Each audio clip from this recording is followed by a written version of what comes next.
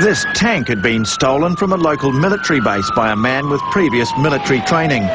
No one knows for sure what he was trying to do, but the theory is that he was heading for government buildings in downtown San Diego. The scary part was that it was obvious that the suspect was familiar with the tank. We immediately got information that there were no munitions in the tank. However, if he could get to the tank, get the tank out, there was no reason to believe that he couldn't get a large shell into the cannon of the tank. In those films, you see all the vehicles behind, which are all police vehicles, keeping the public at a safe distance.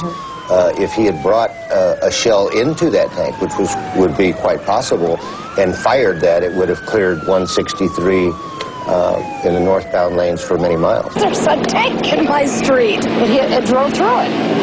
I mean, it demolished it.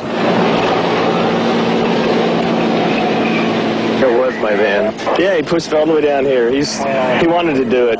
He saw it in his eyes. He was having a good time, so.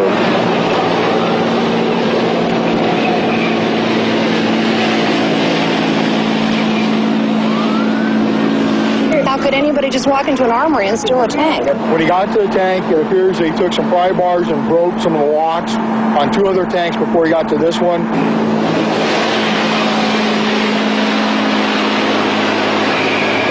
But a tanker bar. We can stop it with a tanker bar. The police weigh up their options. One was to enter the compartment not knowing if the individual was armed. 2, they could have used gas. They thought about it, they decided not to. Gas would cause the driver to possibly be debilitated and go out of control. And 3, if the officers had entered the compartment when it was gassed, they would be debilitated.